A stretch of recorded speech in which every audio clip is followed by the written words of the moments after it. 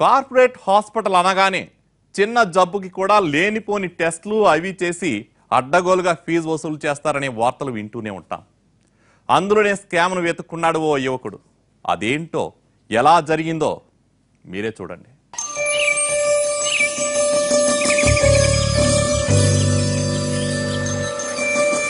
అప్పుడే హాస్పిటల్ కి వెళ్లేందుకు రెడీ అవుతున్న డాక్టర్ దివ్యశ్రీకి కాల్ చేశాడు టూటౌన్ ఎస్ఐ. ఎవరా అని అనుకుంటూనే కాల్ రిసీవ్ చేసుకుంది దివ్యశ్రీ. హలో హలో, నేను టూటౌన్ ఎస్ఐని. మీరు డాక్టర్ దివ్యశ్రీయేనా? Yes, I'm Divyasri.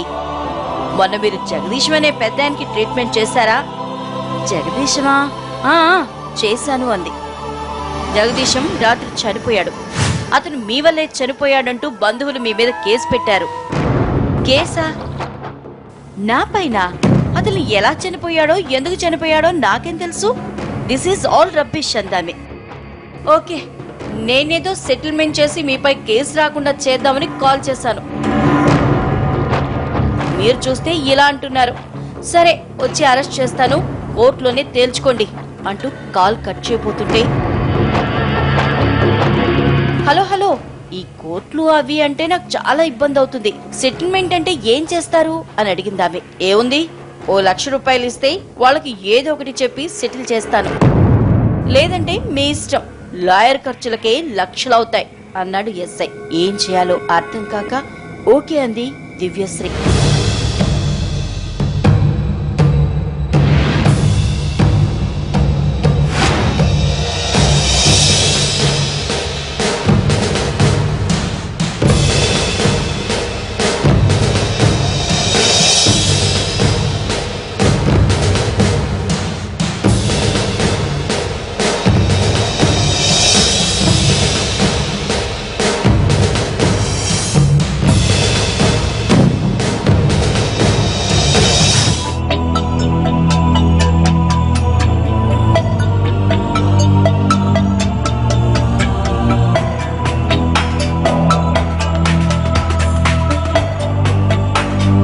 నిన్నటి నుంచి చూస్తున్నా, ఏంటి డల్ గా ఉన్నావు?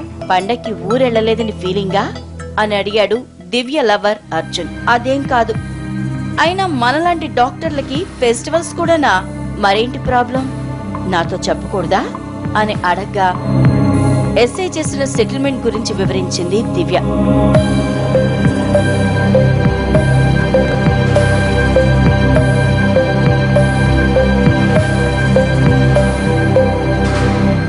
ఇంత జరిగిందా? మరైతే 1,00,000 రూపాయలు ఇచ్చేసావా అని అడిగాడు అర్జున్. ఇచ్చాను. ఎస్ఐ చెప్పిన అకౌంట్ కి మనీ ట్రాన్స్ఫర్ చేశాను. మరేం చేయను? ఇలాంటి కేసులో ఇరుక్కుంటే కోర్టుల చుట్టూ తిరగాలి, అప్పుడు కెరీర్ దెబ్బతింటుంది కదా. సరే, అయిందేదో అయిపోయింది కదా, ఇక నుంచి జాగ్రత్త పడు. చేసేది చిన్న ఆపరేషన్ అయినా ఎక్కువ కేర్ తీసుకో అంటూ ధైర్యం చెప్పాడు అర్జున్.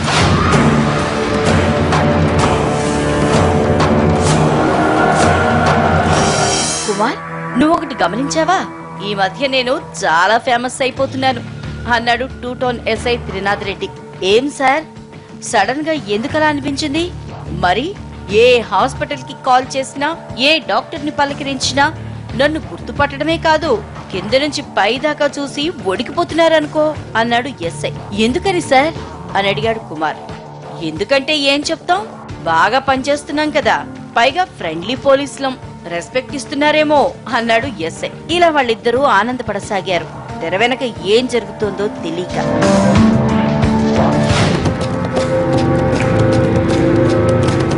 రెండు వారాల తర్వాత మళ్ళీ దివ్యశ్రీకి ఫోన్ కాల్ వచ్చింది. హలో అనగానే, హలో, నేను టూటౌన్ ఎస్ఐని అంటూ సాధు చెప్పిన మాటలు విని షాక్ అయింది దివ్యశ్రీ. టూటౌన్ ఎస్ఐ సిటీలో అంతలా ఫేమస్ అవడానికి కారణం ఎవరు? దివ్యశ్రీకి కాల్ చేసిన సాధు ఏం చెప్పాడు? అసలు ఆసుపత్రిలో స్కామ్ కోసం వేసిన స్కెచ్ ఏంటి? నిన్ను మీరు డిశ్చార్జ్ చేసిన 7 ఏళ్ల అశ్విని చనిపోయింది, అందుకు మీరే కారణం అంటూ కేసు రిజిస్టర్ అయింది. సెటిల్ చేసుకుంటారా, కోర్టుకెళ్తారా అని అడిగాడు సాధు. ఆ పాప ఎందుకు చనిపోయిందో ఏమో నాకు సంబంధం లేదు, అవసరమైతే కోర్టుకెళ్తా అంది దివ్యశ్రీ. అవునా, సరే అయితే. మీరు ఆపరేషన్ చేసినట్లు అన్ని ఆధారాలు ఇచ్చారు, పైగా ట్రీట్మెంట్ కోసం అడ్డగోలుగా ఫీజు వసూలు చేశారని కూడా మరో కంప్లైంట్ ఇచ్చారు. ఓకే, కోర్టుకే వెళ్ళండి అన్నాడు సాధు. ఏంటి 2 కంప్లైంట్సా? అసలు నా తప్పేమీ లేనప్పుడు ఈ కేసులు కోలేంటి అంటూ చిరాకు పడింది దివ్యశ్రీ. చూడండి మేడం, చనిపోయింది పాప కావడంతో ఈ కేసు చాలా తీవ్రంగా ఉంటుంది. వాళ్ళైతే 5 లక్షలు అడుగుతున్నారు. రేపు కాల్ చేస్తా, ఆలోగా ఆలోచించుకుని మీ నిర్ణయం చెప్పండి అంటూ కాల్ కట్ చేశాడు సాధు.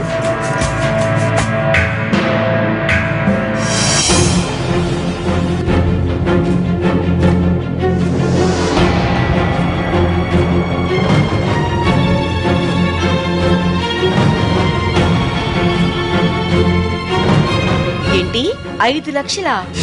నీకే ఎందుకు ఇలా అవుతోంది? పద, ఇప్పుడే స్టేషన్కి వెళ్ళి విషయం ఏంటో తేల్చేద్దాం అన్నాడు అర్జున్.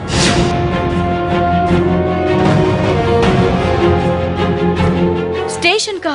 వద్దు, ఒకవేళ పాప రిలేటివ్స్ అక్కడే ఉంటే మనపై అటాక్ చేస్తారు అంది దివ్యశ్రీ.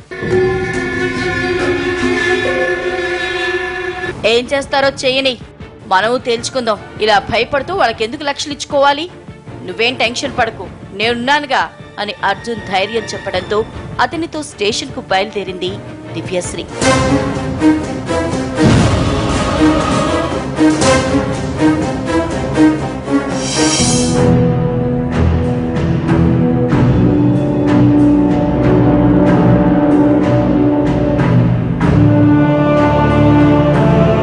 వాట్? నేను కాల్ చేశానా? 5 లక్షలు అడిగానా? వాట్ ఆర్ యు టాకింగ్ అంటూ ఎదురు ప్రశ్నించాడు ఎస్ఐ త్రినాథ్ రెడ్డి. అసలు ఏం జరిగిందో ఆయనకు వివరంగా చెప్పింది దివ్యశ్రీ.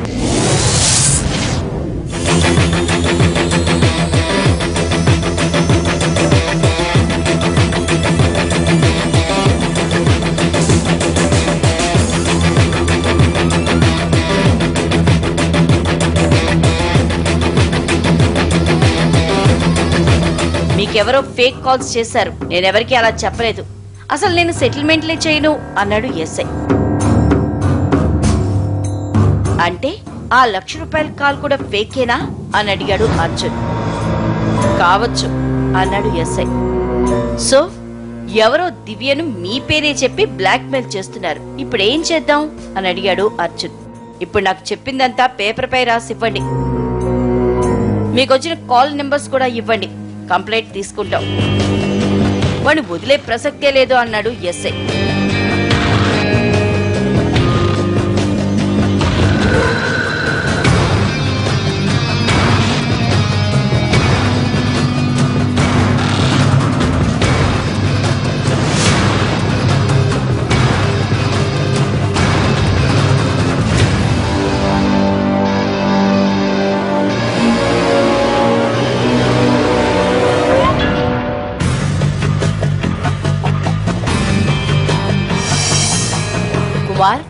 ఇన్నాళ్ళు నాకు డాక్టర్లంతా రెస్పెక్ట్ ఇస్తున్నారనుకున్నాను, ఇదన్నమాట అసలు సంగతి అన్నాడు ఎస్ఐ. అవును సార్, ఎక్కడ డబ్బులు అడుగుతారోనని మిమ్మల్ని చూసి భయపడిపోతున్నారు. వాడెవడో గాని చాలా మంది డాక్టర్లను బెదిరిస్తున్నట్లున్నాడు, దొరికాక వాడికి మామూలుగా ఉండదు అంటూ కాస్త ఆవేశపడ్డాడు ఎస్ఐ.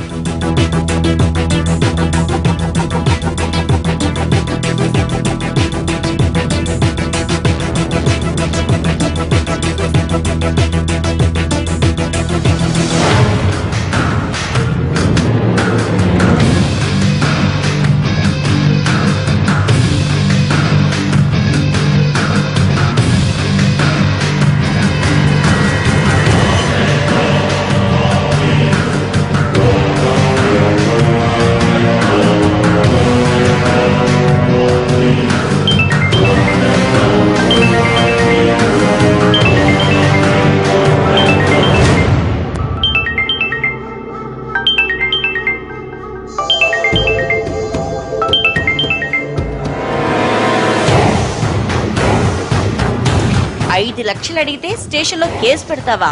నా సంగతి నీకు తెలీదు. నేనే ఓ పేషెంట్ ని చంపేసి నీ వల్లే చచ్చాడంటూ సాక్ష్యాధారాలతో సహా నిరూపించగలను. అప్పుడు తెలుస్తుంది జైలంటే ఏంటో అని సాధు అనగానే, ఏంటి బెదిరిస్తున్నావు? నాకు నిజం తెలిసిపోయింది, ఇక నీ ఆటలు నా దగ్గర సాగవు అంది దివ్యశ్రీ. చూస్తా, అది చూస్తా. ఒంటరిగా వెళ్తుంటావుగా, మొహంపై యాసిడ్ పోస్తా.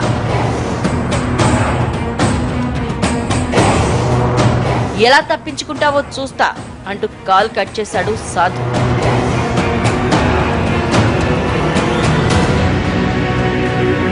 సాధుతో ఫోన్లో గట్టిగానే మాట్లాడింది దివ్యశ్రీ. మనసులో చాలా భయపడింది. నిజంగా అతను యాసిడ్ పోస్తే తన పరిస్థితి ఏంటని మదనపడింది.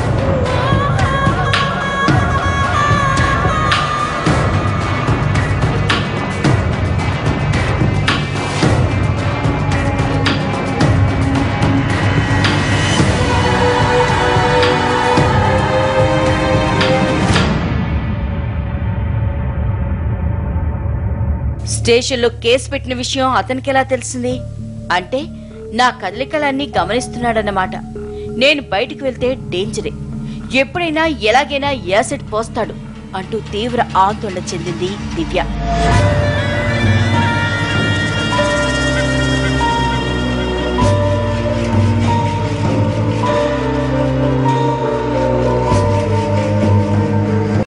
డబ్బు కోసం డిమాండ్, నిజం తెలిసాక మరోలా బ్లాక్మెయిల్. సాధు లాంటి వాళ్ళను ఏం చేయాలి? డాక్టర్లను బెదిరిస్తూ డబ్బులు దండుకోవడం కొత్త తరహా దందా. పోలీసులు ఎలా అతని తాట తీశారు?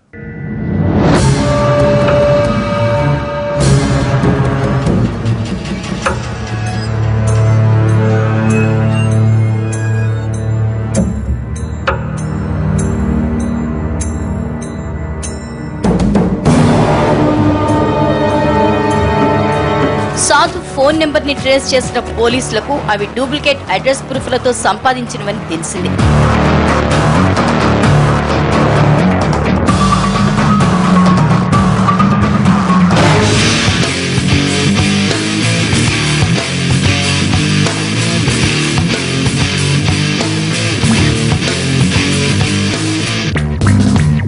అయితే ₹1,00,000 సెటిల్మెంట్ లో చనిపోయినట్లు చెప్పిన జగదీష్ ఎవరో ఎక్కడివాడో హాస్పిటల్ రిజిస్టర్ లో అడ్రస్ దొరికింది.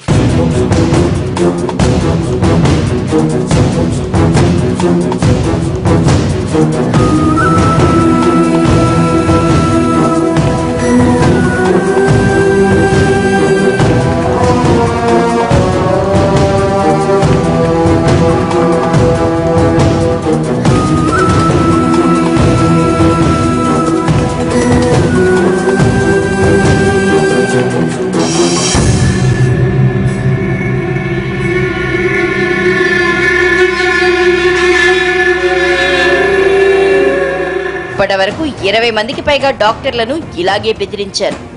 ఒక్కడు కూడా నాపై కేసు పెట్టలేదు. అది మాత్రం నా జోలుకొచ్చింది. దానికి నేనేంటో చూపించాల్సిందే.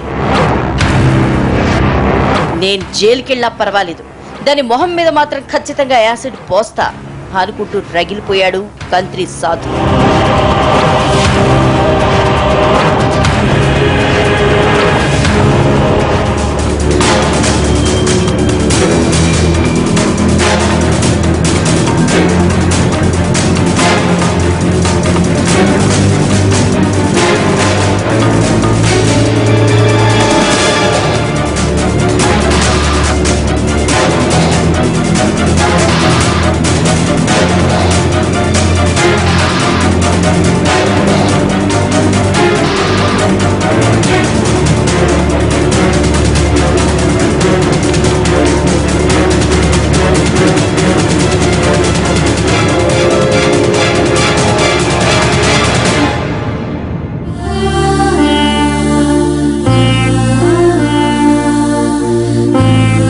నువ్వేం టెన్షన్ పడకు, యాసిడ్ పోసేంత సీన్ వాడుకుండదు. ఎందుకంటే యాసిడ్ అమ్మకాల్ని ప్రభుత్వమే నిషేధించింది. వాడికి ఎక్కడా యాసిడ్ బాటిల్ దొరకదు అన్నాడు అర్జున్. సరే, యాసిడ్ దొరకదనే అనుకుందాం.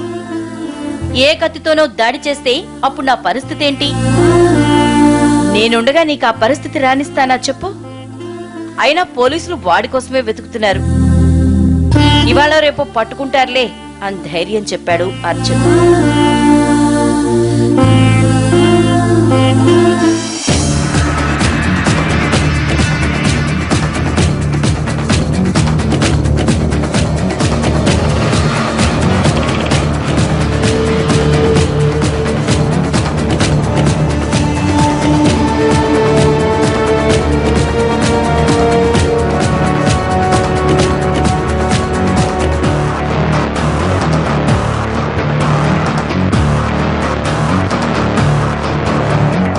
జగదీశమును కలిసిన పోలీసులు ఎంక్వైరీ చేశారు. అతని ద్వారా సాధు అడ్రస్ తెలుసుకున్నారు.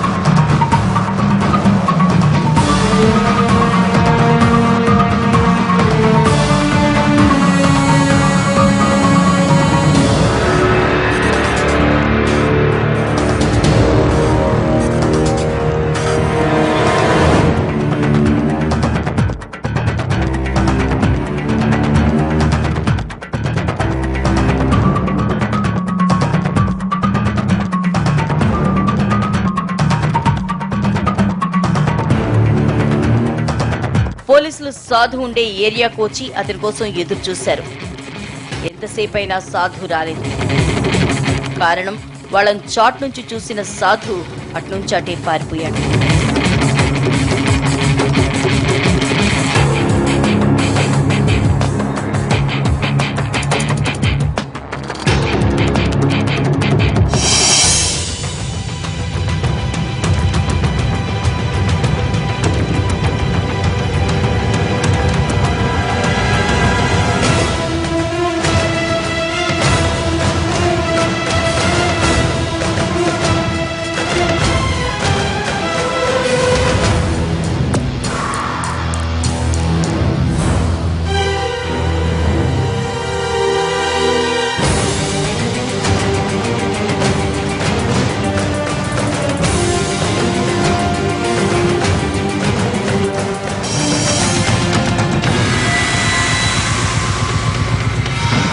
మన దేశంలో నిషేధించాలనే నిర్ణయాలు తీసుకుంటారే తప్ప అమలవవు కదా.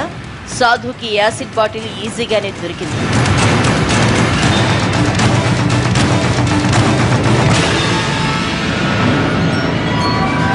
ఓ ఘోరం చేసేందుకు రెడీ అయిపోయాడు.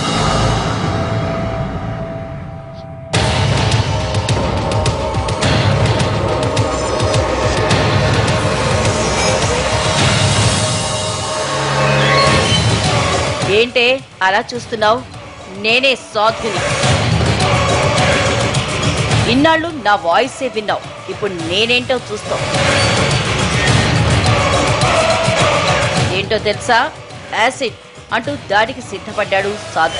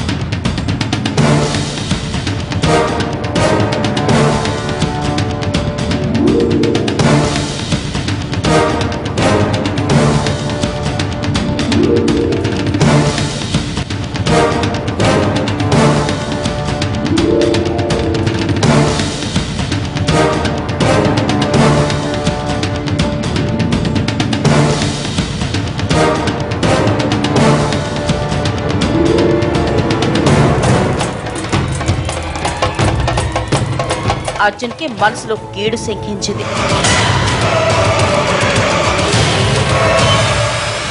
కొద్ది దూరంగానే రోడ్డుపై వెళ్తున్న దివ్య, ఆమెను వెంబడిస్తున్న సాధుని చూశాడు అర్జున్. సమయానికి అక్కడికొచ్చిన అర్జున్ దివ్యను కాపాడాడు.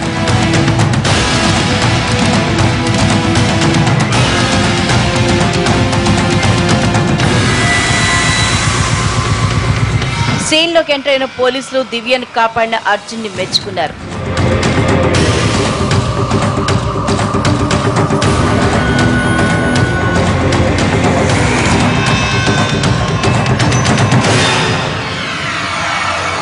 కంత్రి సాధుని అరెస్ట్ చేశారు.